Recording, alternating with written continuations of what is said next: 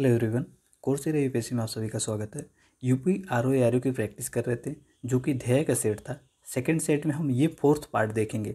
इसमें 12 से लेकर के 40 तक सेट मिलेंगे, 112 से लेकर 40 तक क्वेश्चन मिलेंगे आपको। इस सेट में हम देखेंगे करेंट अफेयर प्लस मैथ, ये दोनों के क्वेश्चन मिलेंगे आपको, करेंट अफेयर और मैथ्स के। आप इस सेट को बारीकी से देखिएगा, क्योंकि मैथ के कुछ क्वेश्चन लॉजिकल हैं। आप उनको एक बार देख लेंगे तो हो सकता हो आप फाइनल एग्जाम में अच्छा परफॉर्मेंस कर पाए। और हाँ, आप लोगों ने इतना ज़्यादा सपोर्ट किया, इसके लिए धन्यवाद। हम लोगों में 550 लगभग सब्सक्राइबर हो चुके हैं। इसके लिए आप लोगों को बहुत बहुत धन्यवाद। अगर आपको पसंद आता हो तो आप अपने दोस्तों को भी रिकमेंड कर सकते हैं, अपने ग्रुप या फिर अन्य जगह शेयर कर सकते हैं। तो चलिए हम आज का पहला क्वेश्चन देखते हैं, अर्थात 112 नंबर सेट देखते हैं, क्योंकि 111 हमने पहले सॉल्व कर लिया। इसके पहले वाले सेट में 111 सॉल्व कर लिया हम लोगों ने। तो बताइए, इस श्रृंखला को पूरा करने के लिए कौन कौन से वर्ड फिल करने पड़ेंगे। आप इसको बारीकी से देख के समझना पड़ेगा हमें कि कैसे चल रहा है ये। अगर हम देखें तो ए लगातार 2 बार आ रहा है, फिर कहीं देखें तो बी 2 बार आ रहा है। तो मैं इसको अगर फिल करना चाहूँ तो यहाँ पे पहले वर्ड में अगर हम ए डाल देते हैं तो हो जाता है ए बी बी, हो गया करेक्ट। फिर दूसरे में देखें तो एक ही ए है, तो मतलब एक ए और फिल होगा। फिर यहाँ देखें एक ही बी है, मतलब एक बी यहाँ पे फिल करना पड़ेगा हमें, तब हो जाएगा बी बी। फिर यहाँ पे बी ए तो है, लेकिन बी फिर चाहिए, तब हो जाएगा बी बी। फिर यहाँ पे एक ही ए हो रहा है, तो एक ए डाल देते हैं, तो हो गया ए बी बी, ए और ए बी, करेक्ट हो गया हमारा। अब देखते हैं ए बी बी, ए में है, ये इसका करेक्ट आंसर है। अब बताइए इस क्वेश्चन को देखते हैं हम अगला। यदि जेड बराबर 52, ए सी टी बराबर 48 और बी ए टी का मान क्या होगा, आपसे पूछा जा रहा है बी ए टी का मान क्या होगा। तो बताइए क्या इसमें कौन सा ऐसा लॉजिक लगा होगा कि 52 हो गया है। सोचिए, देखिए ऐसे क्वेश्चन में 2 लॉजिक लगता है। पहला, उस वर्ड जो है जेड, उसका नंबरिंग। अगर जेड को मैं कहता हूँ 26 है, तो ये तो 52 दिया हुआ। अगर मैं जेड इसमें 2 से गुणा कर देता हूँ तो ये हो जाएगा 52 ना, करेक्ट 52 हो जाएगा। अब देखते हैं ए सी टी का कैसे क्या लॉजिक लगाया है। ए बराबर कौन सा वर्ड है, 1 है। फिर सी बराबर 3 है, और टी बराबर कितना है बताइए। टी बराबर कितना होगा, 20 होगा। तीनों को जोड़ देंगे अब तो कितना हो जाएगा, अगर तीनों को जोड़ता हूँ मैं तो 24 हो जाएगा, 24। और 24 दूना कितना हो जाएगा, 48। इसको पूरे को जोड़ करके 48 कर दीजिए, 48 हो जाएगा। गुणा कर दिए 2 से, तो ये भी सही है, 48 है। अब बी ए टी की बात कर लेते हैं। बी ए टी कैसे लगेंगे, बी कितना होगा, बी ए बी दूसरा रैंक है उसका, ए 1 है और टी बराबर हमने 20 देख ही लिया। तो बताइए, हमने देख लिया था ये चीज़, तो क्या हो गया हमारा, ये 23 हो गया। 23 दूना कितना होगा, अगर 2 से गुणा कर दे तो 46। 23 दूना 46 होता है ना, तो डी इसका आंसर हो गया। आपका सही आंसर यहाँ पे डी है। उम्मीद आपको समझ में आया होगा। अब चलिए एक क्वेश्चन यहाँ पे दिया हुआ, कह रहा है कि बी डी की माँ है। तो मान लीजिए बी हो गई यहाँ पे, फिर डी की माँ हो गई, डी हो गई है।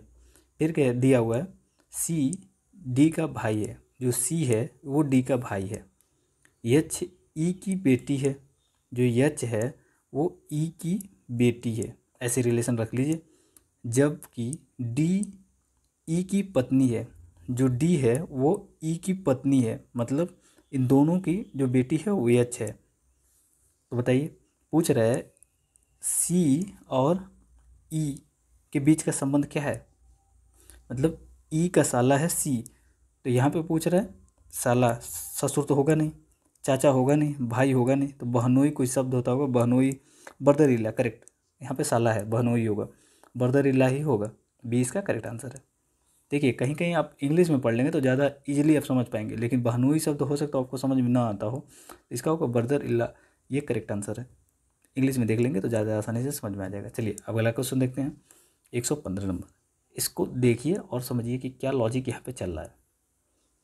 बताइए, अगर मैं यहाँ कहता हूँ ये कि 6 दूना 12, ये पॉसिबल ही नहीं है। तीनों को जोड़ने के बाद 6 5 11 और 4 15 हो गया, 15 भी पॉसिबल नहीं है। अगर 15 इसमें कर लेता हूँ, 15 माइनस 3 कर लेता हूँ तो ये 12 हाँ 12 हो जाएगा।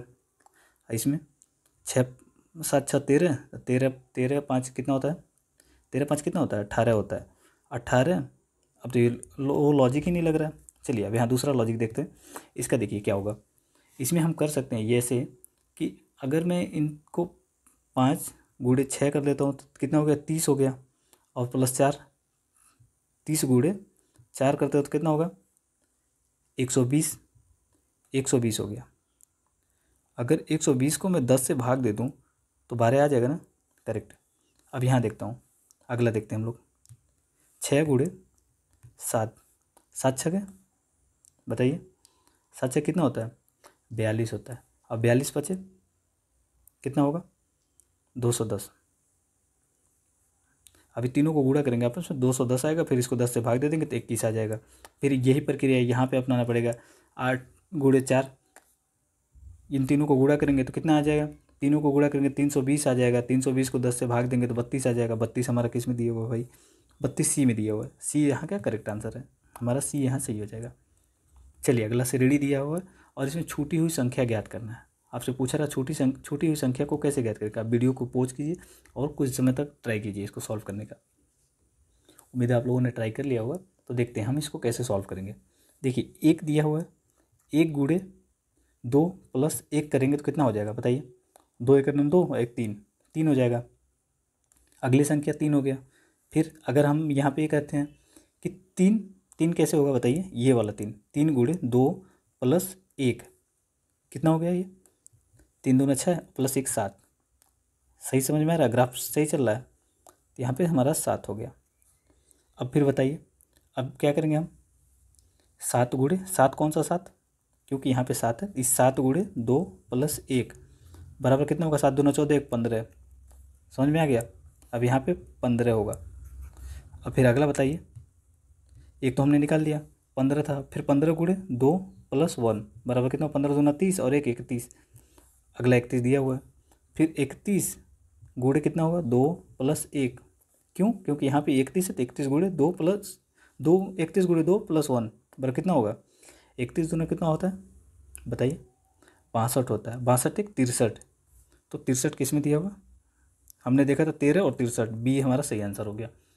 अगर आपने बी लगाया है, 15 आया था, हाँ 15 आया था शायद, 15 था। 15 7 गुणे 2 प्लस 1, 7 दूना 14, 1 15, 15 प्लस 63 था। डी इसका आंसर करेक्ट है, डी सही होगा। डी हमारा करेक्ट आंसर है। चलिए अगला देखते हैं। दिया हुआ है, यदि एक आयत की लंबाई 20% बढ़ाई जाती है तथा उसकी चौड़ाई 20% घटाई जाती है तो क्षेत्रफल क्या होगा? क्षेत्रफल पर उसका क्या प्रभाव पड़ेगा? मान लीजिए कि पहले वो 100% था, 100% था, फिर इसको 20% आपने बढ़ा दिया तो कितना हो जाएगा? 120। सिंपल सी बात है। अब इसमें 20% घटा दीजिए। अब इसका 120 का 20% निकालेंगे ना, तो 100 से भाग दे दी, यहाँ पे कर लीजिए। परसेंटेज तो नॉर्मल निकालने आता है। 12 दूना 24 हो गया, 24। अगर आप पहले कितना बढ़ा था? 120, अब लेकिन घट गया 24, तो 4 माइनस हो गया। तो क्या कह रहे हैं यहाँ पे? 4 बढ़ेगा? ये बिल्कुल नहीं घटेगा, 4 घटेगा। 4% की कमी होगी। हमारा सही आंसर यहाँ पे बी हो गया। उम्मीद है आपको समझ में आ गया होगा। चलिए अगर ये ग्राफ आपको समझ में आता हो तो बहुत बढ़िया बात है, क्योंकि इससे क्वेश्चन, इस तरह के ग्राफ से क्वेश्चन हमेशा बनते हैं। देखिए दिया हुआ है कि इनको आरोही क्रम में, असेंडिंग आर्डर में लगाना है, मतलब धीरे धीरे बढ़ रही हो, घट नहीं रही हो, बढ़ रही हो, बढ़ते क्रम में लगाना है, आरोही क्रम कह रहा है। तो बताइए, अगर 1/2 को मैं 0.5 लगा लेता हूँ तो सही है ना? बिल्कुल लिख सकता हूँ मैं 0.5। फिर अगर मैं 2/5 को कितना लिख सकता हूँ? अगर मैं 2/5 को कहूँ कि मैं 0.4 कह लेता हूँ, 0.4 लिखता हूँ, तो क्या गलत है? 0.4 लिख सकता हूँ ना? बिल्कुल लिख सकता हूँ 0.4। फिर बताइए 3/8 को कितना लिख सकते हैं आप? अब इसको फ्रैक्शन को, मतलब इसको विभाजित करके देख लीजिएगा, प्रतिशत में बदलेंगे तो आप आसानी से निकल जाएगा। जब आप इसको प्रतिशत में बदलेंगे कितना, 3/8 को, तो 0.375 आ जाएगा अगर इसको प्रतिशत में बदलेंगे तो। फिर 7/13 को बदलेंगे तो प्रतिशत में कितना आ जाएगा? 0.53। आप इनको अरेंज करिए तो सबसे कम कौन सा, सबसे छोटा कौन सा है? सबसे छोटा हमारा हो जाता है इसमें, सबसे छोटा देंगे 3/8, जो कि अभी हमने निकाला 375। 375 हो जाएगा, तो 3/8, 375 ही नहीं, ये नहीं होगा, 0.5, 1/2 होगा। 1/2 सबसे छोटा होगा। फिर उसके बाद आ जाएगा हमारा, इसके बाद आ जाएगा 3/8। इसका सही आंसर निकालें अगर हम, ये हो गया दूसरा, पहला ये, दूसरा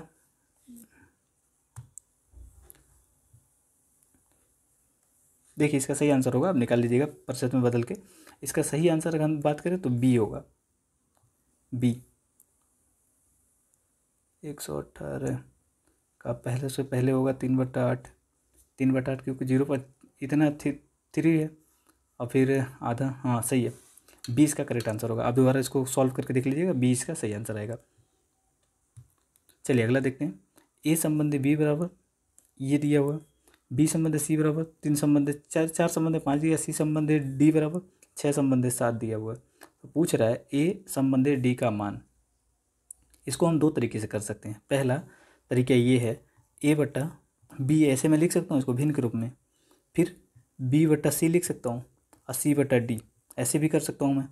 फिर इसके लिए क्या करना पड़ेगा, 2/3 गुड़े 4/5 गुड़े 6/7। अब मैं एक काम कर सकता हूँ, इनको ऊपर वर्ग को ऊपर गुणा कर दे, नीचे वाले को नीचे में गुणा कर दे रहा हूँ। तो कितना हो जाएगा, 4 दूना 8, 8 छके 48, 48 हो गया। अब नीचे वाले को आप क्या करेंगे बताइए, नीचे वाले को करेंगे आप गुणा, तो 5 15, 15 7 कितना होता है 105, 105 होता है। अगर इसको काटेंगे तो कितना होगा आपका बताइए, 16 3 कितना होता है 48, 16 हो गया। और नीचे वाले को काटेंगे 5 से, तो 3 से, तो कितना हो जाएगा 35। तो मतलब 16 संबंध है 35 हमारा आंसर हो गया। किस में है 16 संबंध 35, सी में है। लेकिन एक लॉजिक और भी है, एक तरीके से और भी इसको लगाते हैं। यूट्यूब पे देखेंगे बहुत सारे वीडियो ऐसे पड़े हुए मिलेंगे, लिखा ऐसे बताते हैं लोग, ए संबंध है बी, बी संबंध है सी, सी यहाँ पे कर लीजिए, और सी संबंध है डी। अब कह रहा मान यहाँ पे रखते जाइए, जैसे कि मान यहाँ पे देखिए 2 संबंध है 3 का हो गया। फिर बताते हैं वो यूट्यूब पे ऐसा 4 संबंध है 5, और सी डी का यहाँ पे हम कर लेंगे 6 संबंध है 7। वहाँ पे लॉजिक ये बताते हैं कि हाँ जो खाली जगह है 3 इसके बगल में 3 यहाँ भर दीजिए, यहाँ 5 है खाली 5 भर दीजिए, 6 6 यहाँ पे 4 के बगल में तो 4 कर दीजिए, आप सबको गुणा कर दीजिए आपस में। तो ये लॉजिक भी काफ़ी अच्छा है, बहुत बढ़िया काम करता है। इस तरीके से भी लगाएंगे तो आपका आ जाएगा 16 संबंध 35। अब जो भी लगा सकते हो दोनों को लगा लीजिएगा, मतलब वहाँ ऊपर से नीचे तक गुणा करते हुए आना है, ऐसे सीक्वेंस में गुणा करना पड़ेगा सबको। तो जो मान आएगा अब उसको काट पीट करके सही लगा सकते हैं, काटना भी नहीं पड़ेगा, आसानी से इसमें उत्तर आ जाता सीधे। चलिए यहाँ पे दिया है समर, समर का कोड है रनर, तो विंटर का कोड क्या होगा बताइए। आपको विंटर का कोड पूछना है। अगर हम देखें समर में तो यस क्या हो रहा है, यस में क्या लॉजिक चल रहा है बताइए, यस आर यस मतलब एक माइनस हो रहा है। फिर अगर देखें यू, तो यू वैसे को वैसे ही रख दिया गया। यम एन मतलब इसमें +1 चल रहा है, फिर यम एन +1 चल रहा है, फिर ई वैसे ही रख दिया, आर वैसे ही रख दिया। मतलब कौन कौन सा शब्द बदल रहा है, पहला शब्द बदल रहा है, तीसरा चौथा बदल रहा है। तो हम इसमें क्या करेंगे, डब्लू का क्या करेंगे, एक माइनस आएंगे तो क्या होगा, डब्लू से जब अब एक माइनस आएंगे तो कौन सा शब्द आएगा बताइए, भी, यू भी डब्लू मतलब भी आएगा। तो डब्लू से भी, तो भी एक ही में हमारा हमारा आसानी से आंसर निकल गया।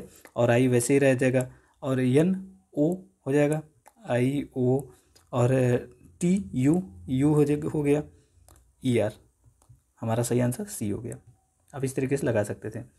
चलिए निम्नलिखित श्रृंखला में यहाँ लुप्त संख्या ज्ञात करना है आपको। तो लुप्त संख्या ज्ञात करिए, कैसे करेंगे आप, इसको वीडियो को कुछ समय तक रोकिए और आसानी से सॉल्व करके ट्राई करिए। चलिए हम इसको सॉल्व करते हैं। अगर इसकी बात करें तो हम कैसे होगा ये सॉल्व बताइए, आप किस तरीके से इसको करेंगे। अगर मैं ये कहता हूँ कि 2, यहाँ से देखिए दोनों के बीच में अंतर कितना है 2 का, फिर इन दोनों के बीच में कितना का अंतर है 2 का भी अंतर है। तो फिर यहाँ से जो संख्या आएगी 6 के बाद 6 2 8, तो यहाँ 8 आना चाहिए ना, इस खाली जगह पे 8 आना चाहिए। फिर अब यहाँ पे देखते हैं अगली संख्या में कितना कम हो रहा है बताइए, 3 की कमी आ रही है, -3 की कमी आ रही है। फिर यहाँ पे अगर 12 से 7 पे देखें, 7 5 12, -5 की कमी आ रही है। तो क्या लॉजिक चल रहा है यहाँ पे, 3 अब प्लस इसमें -2 और जोड़ दीजिए तो 5 हो गया। फिर अगला जो आएगा 5 में से 7 जोड़ दीजिए, इसमें 5 में 2 और जोड़ देंगे माइनस, तो कितना हो जाएगा 7। तो -7 और +7 दोनों घटे जुड़ेगा तो 8.0 हो जाएगा, 8.0। तो मतलब एक जगह 8 भराएगा दूसरी जगह 0, क्योंकि अब यहाँ पे अगला वाला हमें -7 घटाना है 7 में से, तो 0 हो जाएगा। तो सही आंसर हमारा किस में हो गया, ए, ये इसका करेक्ट आंसर है। चलिए यहाँ पे दिया हुआ है निम्नलिखित में से क्वेश्चन के स्थान पर क्या होगा। यहाँ जो खाली स्थान है इसके बारे में पूछ रहा है आपसे कि खाली स्थान पे क्या भरेंगे हम, बताइए कैसे चल रहा है ये ग्राफ। उम्मीद है सभी लोग आंसर लगा लिए होंगे। अगर हम यहाँ पे ये बात कहें आपसे कि 1 का क्यूब -1 कर दें तो कितना मान आ जाएगा इसका? 0 आएगा, बिल्कुल 0 आएगा। अगर मैं 2 का क्यूब करके -2 कर देता हूँ तो कितना हो जाएगा? आपको पता होगा 2 पे 3 का 2 का पर 3 का घात लगाते हैं तो उसको 8 हम लिखते हैं। 8 में से 2 घटा देंगे तो कितना हो जाएगा? 6। देखिए 6 दिया हुआ है। अब फिर आगे हम बात करें 3 पे, 2 तक हमने कर लिया, 3 का क्यूब कर दे तो कितना होगा? -3। बताइए 3 3 करना, 9 3 27, 27 में से 3 घटा देंगे तो कितना हो जाएगा? 24। समझ में आ रहा है आपको? 24 दिया हुआ है।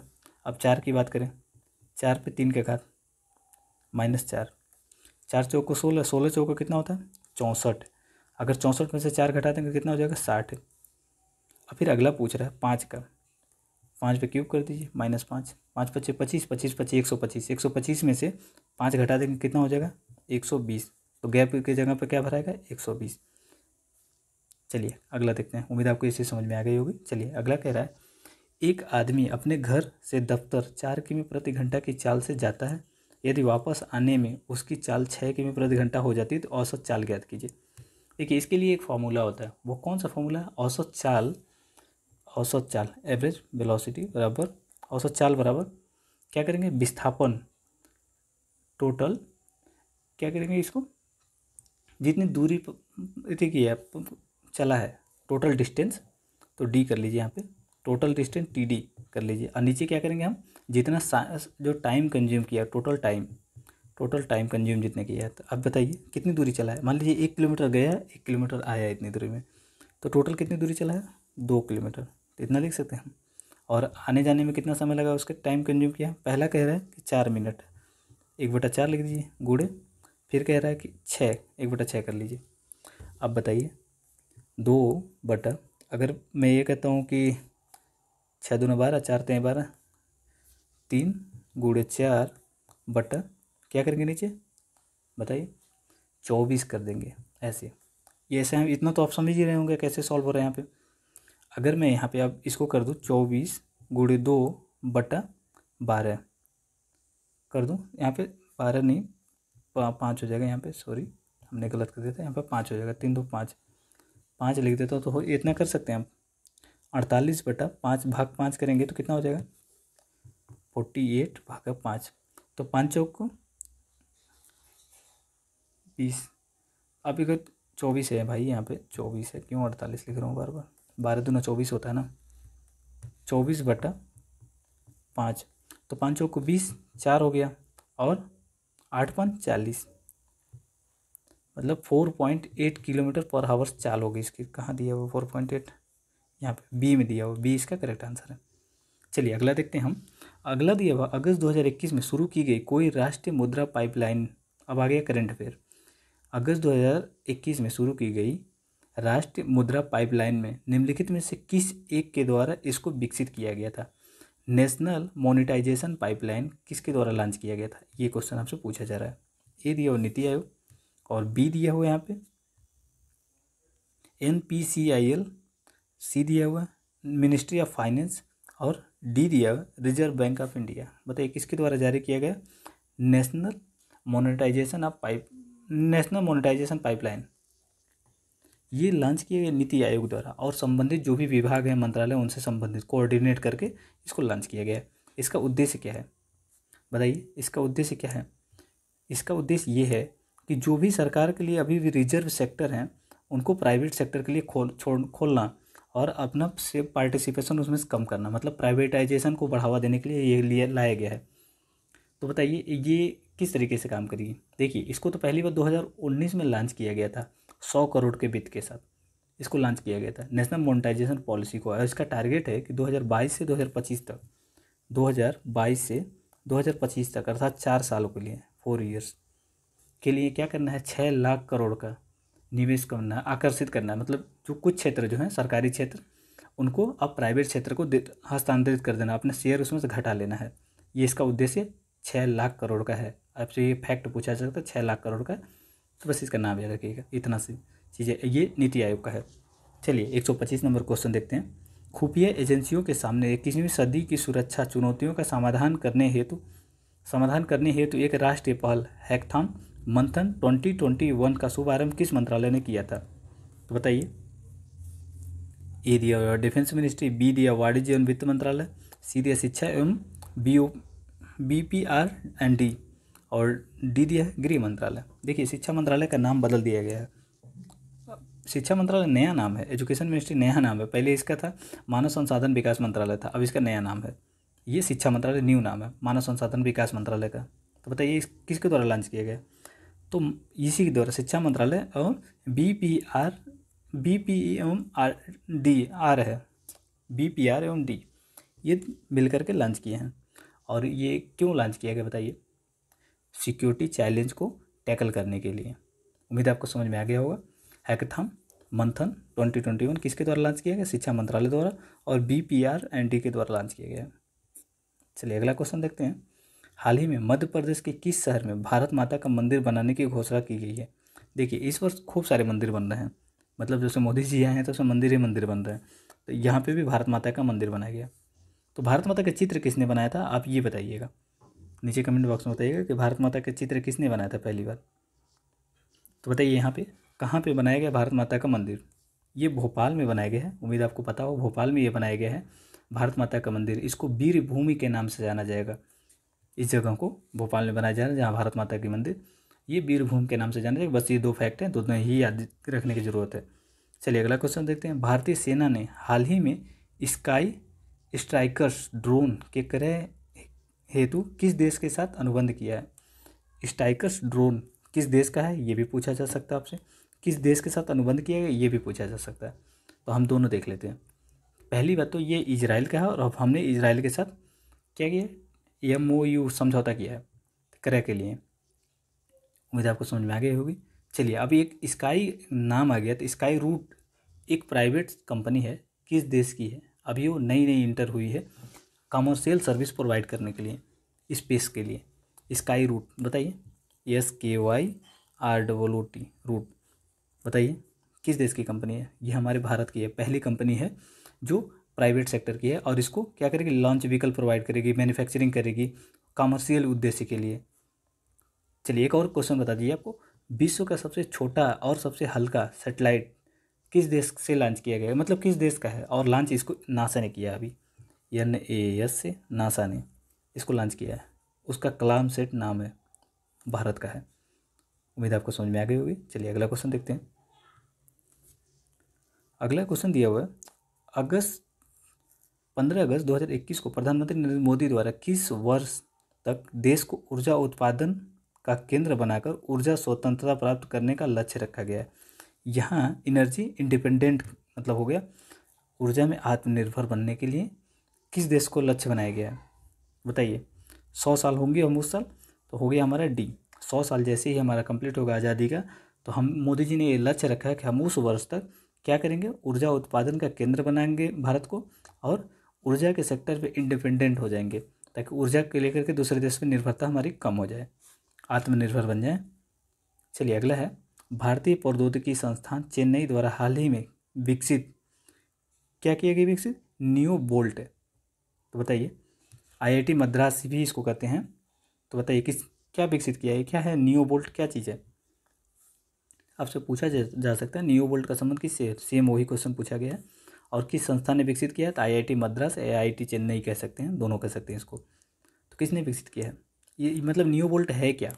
देखिए, इंडिजीनस, ये मोटर इसमें लगा हुआ है, व्हील चेयर है, मोटर चालित व्हील चेयर है। इसमें आगे एक छोटा सा इंजन लगा रहेगा। व्हील चेयर तो आप देखे होंगे, तो वो व्हील चेयर को खींचेगा आसानी से। वो अपने जहाँ जॉब करना चाहते हैं वहाँ जा सकते हैं, आ सकते हैं आसानी से, एक जगह दूसरी जगह मूव कर लेंगे, जो लोग दिव्यांग होते हैं उनके लिए। तो हमारा सही आंसर पे ये हो गया। इसके बारे में कुछ और देखेंगे तो पता है ये क्या इसमें खूबी है। IIT मद्रास ने इसको किया है, और मोटर फिटेड है व्हील चेयर। अब इसका एक और नाम है नियो फ्लाई नाम है इसका, या नियो FLY, न्यू फ्लाई इसका नाम है, एक और नाम है इसका। चलिए अगला क्वेश्चन देखते हैं।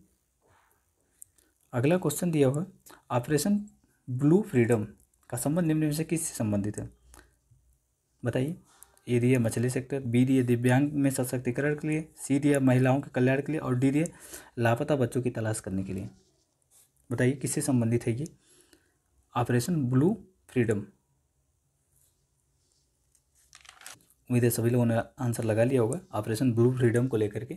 अगर मैं कहता हूँ ऑपरेशन ब्लू फ्रीडम ये किसका है, सामाजिक न्याय और अधिकारिता मंत्रालय का है, तो बिल्कुल सही बात है और इसका आंसर हमारा सही हो जाएगा। दिव्यांगों के सशक्तिकरण से संबंधित है ऑपरेशन ब्लू फ्रीडम। इसका उद्देश्य ये है कि भारत के जो दिव्यांग हैं इनको अवसर इंटरनेशनल लेवल पर प्रोवाइड कराना, उनकी पहचान इंटरनेशनल लेवल पर प्रोवाइड कराना। और ये न्यूज़ में भी क्यों था, तो भारत का जो सशक्त बल है उसके रिटायर्ड कुछ अधिकारी थे, उन्होंने कुछ टीम बनाई और उसको प्रशिक्षण दिया। हिमकला नाम है, उन्होंने ही दिया था प्रशिक्षण। उन्होंने प्रशिक्षण दिया और उन्होंने क्या किया, दुनिया के सबसे ऊंचे युद्ध क्षेत्र सियाचिन ग्लेशियर का नाम सुने होंगे, वहाँ पे उन्होंने चढ़ाई कर दी। ये जो लोग विकलांग थे, दिव्यांग थे, इसकी वजह से ये न्यूज़ में था। मतलब इसकी एक तरह से कह सकते हैं कि ये सफलता है किसका, ऑपरेशन ब्लू फ्रीडम का, कि उन्होंने वहाँ पे चढ़ाई करके नाम हासिल किया अपना। चलिए अगला देखते हैं। अगला क्वेश्चन है, टोक्यो ओलंपिक 2020 में किस देश को पराजित कर भारत पुरुष हॉकी टीम ने कांस्य पदक जीता है। तो बताइए किसको हरा करके और हमने कांस्य पदक जीता है। उम्मीद है सभी लोगों ने आंसर लगा लिया होगा। जिन लोगों ने यहाँ पे जर्मनी लगाया है तो बिल्कुल सही बात है, जर्मनी को हरा करके हमने जीता है। और किसने जीता है कांस्य पदक, मनप्रीत सिंह ने जीता था जर्मनी को हरा करके। उम्मीद है आपको समझ में आ गई। इसके पहले हमने कब जीता था, 1980 में लास्ट जीते थे मास्को ओलंपिक में, और उसमें गोल्ड मेडल जीते थे। इसमें क्या जीते हम, मतलब इतने लंबे समय के बाद जीते हम लोग क्या, कांस्य पदक जर्मनी को हरा करके, ब्रॉन्ज जीते हैं। मनप्रीत सिंह ने इसको मतलब जीता है इसमें हॉकी में। चलिए अगला देखते हैं।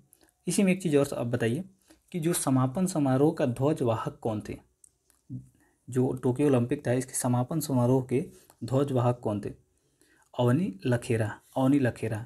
चलिए एक और क्वेश्चन बताइए आप कि भारत के कौन प्रथम भारतीय महिला हैं जिन्होंने टोक्यो ओलंपिक में अभी तक के दो पदक एक ही साथ जीती उन्होंने, बताइए।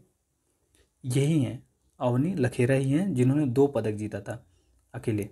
अब चलिए अगला, इसमें एक चीज़ और बता दीजिए, उद्घाटन समारोह के ध्वजवाहक कौन थे, उद्घाटन समारोह के ध्वजवाहक कौन थे, बताइए। टेक चंद थे, टेक चंद थे, TECH, टेक चंद, CHAND, चंद, टेक चंद थे। कौन, उद्घाटन समारोह के ध्वजवाहक। अब इसकी थीम क्या थी, उद्घाटन समारोह के ध्वज के थीम क्या थी, कर दो कमाल, याद रखिएगा, कर दो कमाल, कर दो कमाल इसकी उद्घाटन थीम थी, मतलब गाना चल रहा था वहाँ पे, कर दो कमाल उद्घाटन समारोह का ये सॉन्ग था। चलिए अगला देखते हैं, 132 नंबर क्वेश्चन। अल मोहदे अल हिंदी 2021 समुद्री नौसेना अभ्यास का आयोजन भारत एवं किस देश के मध्य किया गया, बताइए। किसके किसके बीच किया गया था। ये पहला नेवल एक्सरसाइज है और इसमें INS कोची ने पार्टिसिपेट किया था भारत की तरफ से। तो बताइए किसके किसके बीच क्या है, INS कोची ने इसमें पार्टिसिपेट किया था भारत की तरफ से। पहला नेवल एक्सरसाइज है, भारत और सऊदी अरब के बीच है, तो भारत एवं सऊदी अरब, D इसका सही आंसर है। चलिए अगला देखते हैं। आप यहाँ पे याद रखिएगा, अल हिंद अल मोहती सूचना एवं प्रसारण मंत्रालय द्वारा हाल ही में निम्नलिखित में से किसकी अध्यक्षता में पत्रकार कल्याण योजना से संबंधित दिशा निर्देशों की समीक्षा हेतु एक 10 सदस्यीय समिति गठित की गई है, बताइए। उम्मीद है सभी लोगों ने आंसर लगा लिया होगा। अगर मैं इसमें बात करूं, अशोक कुमार टंडन जो हैं, अशोक कुमार टंडन इन्हीं के दिशा निर्देश में 10 सदस्यों की एक समिति गठित की गई है जो क्या करेगी, पत्रकार कल्याण योजना के दिशा निर्देशों की समीक्षा करेगी। अशोक टंडन समिति पूछा जा सकता है, अशोक टंडन समिति किस लिए है, तो पत्रकार योजना की समीक्षा करने के लिए। अब अलग अलग तरीके से इसे पूछा जा सकता है, बस अशोक टंडन की बात याद रखिएगा कि अशोक टंडन जी थे। हाल ही में कोविड-19 की यात्रा संबंधी पाबंदियों में बदलाव करते हुए किस देश ने भारत को रेड लिस्ट सूची से निकाल करके एम्बर सूची में डाल दिया। यहाँ हमें कोई चीज़ इंपॉर्टेंट नहीं है, ये पूछा भी नहीं जाएगा। अगर ये पूछा जाएगा तो आप याद रखिएगा, वो कौन था, ब्रिटेन। ब्रिटेन क्यों इंपॉर्टेंट है, अभी ब्रिटेन ने हमारे जो भारत से जो लोग जा रहे थे उनको क्या कर रहा था, क्वारंटीन कर रहा था, क्योंकि क्वारंटीन रहे लगभग 2 हफ्ते 1 हफ्ते, तो भारत ने भी उनके वहाँ से आने वाले लोगों को क्वारंटीन करना शुरू कर दिया। तो ब्रिटेन ने क्या क्वारंटीन भी खत्म कर दिया। तो क्या ऐसे क्वेश्चन पूछे जाएंगे, बिल्कुल नहीं पूछे जाते हैं ऐसे क्वेश्चन। क्योंकि ऐसे क्वेश्चन अगर नोटिस किए हैं आप तो ठीक है, नहीं किए हैं तो फिर कोई बात नहीं, छोड़ना पड़ेगा। तो इसमें ब्रिटेन था, ब्रिटेन ने ही रेड सूची से निकाल के अम्बर सूची में डाल दिया था। अब इसको भारत को पूर्णतः निकाल दिया बाहर, करंट की स्थिति है। अगस्त 2021 में भारत के किस पड़ोसी देश ने खाद्य आपातकाल की घोषणा की थी? तो बताइए कौन सा देश है खाद्य आपातकाल की घोषणा की? अभी उसी देश को हमने क्या किया है बताइए, अभी उसको हमने नैनो यूरिया ट्रांसफ़र करने के लिए, देने के लिए बात की है। अभी हमने कुछ दिन पहले बात कर रहे थे, कौन सा है, IFCO इक्को की बात कर रहे थे। इफ़को क्या करता है? ये एक बहुत बड़ा सहकारी संघ है और ये यूरिया, फर्टिलाइज़र और ये केमिकल सारा बनाता है। इक्को और फर्टिलाइज़र के लिए काम करता है इक्को, बस इतनी सी बात आप याद रखिएगा। और यही ट्रांसफ़र करेगा उस देश को।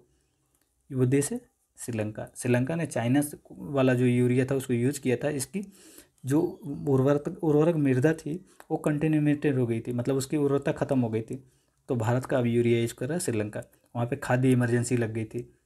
तो इतनी सी बात आप याद रखिएगा। अब एक चीज़ और बता दीजिए यहाँ पे, नीम कोटेड यूरिया क्या होता है?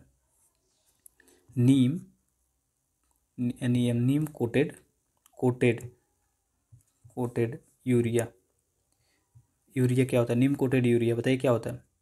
देखिए नॉर्मल जो यूरिया होता है वो 40 से 60% 30 से 40% के आसपास ही यूटिलाइज हो पाता है, जो नॉर्मल यूरिया होता है 30 से 40%। लेकिन जब उसमें नीम का लेप लगा देने से पाया गया कि वो 60 से 70% तक क्या कर रहा है, यूटिलाइज हो जा रहा है। मतलब यहाँ समझ सकते हैं लगभग डबल हो गया उसका यूटिलाइजेशन, मतलब अब वो कृषि में ज़्यादा यूज होगा। और आप लोगों ने एक चीज़ और सुना होगा, नैनो यूरिया। नैनो यूरिया क्या है?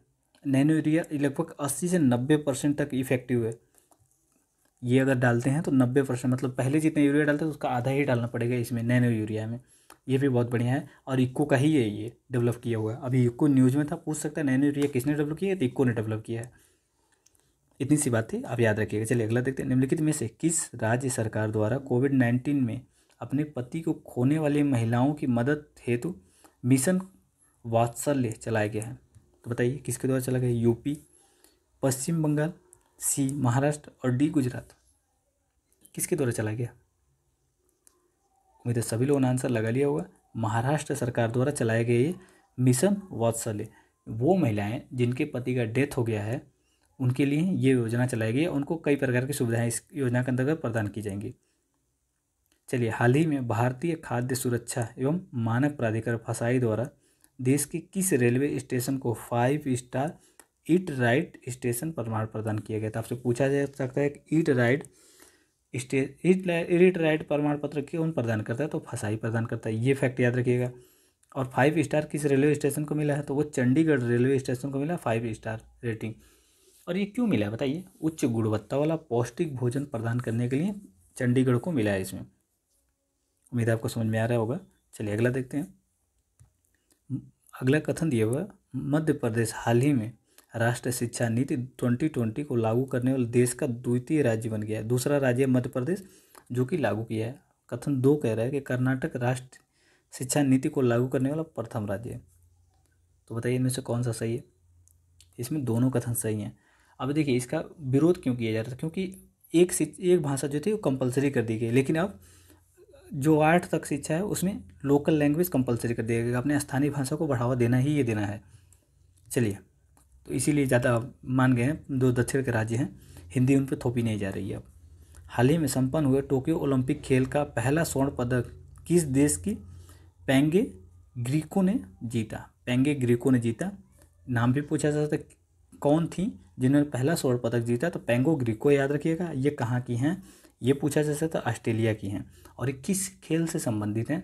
तो आप याद रखिए साइकिलिंग से संबंधित हैं। साइकिलिंग से संबंधित है पेंगे ग्रीको। चलिए अगला क्वेश्चन और आज का आखिरी क्वेश्चन देखते हैं। अगला क्वेश्चन है, हाल ही में डॉक्टर फिरदौसी कादरी को रोमन मैग्से पुरस्कार प्रदान किया गया, किस देश के निवासी थे? बताइए किस देश के निवासी थे? ये बांग्लादेश के वैज्ञानिक थे और इनको प्रदान किया गया। और देखिए रोमन मैग्सेसे जो अवार्ड है ये एशिया का सर्वोच्च पुरस्कार है और एशिया का नोबेल प्राइज़ भी कहते हैं इसको। और ये किसकी याद में दिया जाता है और इसकी शुरुआत कब हुई थी बताइए? रोमन मैग्सेसे फाउंडेशन द्वारा प्रदान किया जाता है और ये फिलीपींस के पूर्व राष्ट्रपति की याद में दिया जाता है। तो एक चीज़ आपको समझ में आएगा, फिलीपींस से दिया जाता है रोमन मैगसे फाउंडेशन प्रदान करती है। इसकी स्थापना अप्रैल 1957 में की गई थी। अप्रैल 1957 1957 में इसकी स्थापना की गई थी। और हमारे वहाँ रवीश कुमार को कब दिया गया था बताइए? रवीश कुमार को 2019 में प्रदान किया गया था, रोमन मैग्से अवार्ड से सम्मानित किया गया था। और एशिया में जो लोग बहुत अच्छा काम करते हैं उनको ये प्रदान किया जाता है। ये सेट देखने के लिए धन्यवाद। आज ही अभी थोड़ी देर बाद हम लोग तीसरा सेट शुरू करेंगे, थर्ड सेट देखेंगे। उसमें प्रयास करेंगे हम ज़्यादा से ज़्यादा क्वेश्चन अटेम्प्ट कर पाएँ। ये सेट देखने के लिए धन्यवाद। अगर आपको पसंद आता हो तो अपने दोस्तों को रिकमेंड कर सकते हैं, अपने ग्रुप जो भी है वहाँ साझा कर सकते हैं। चलिए, ये सेट देखने के लिए धन्यवाद।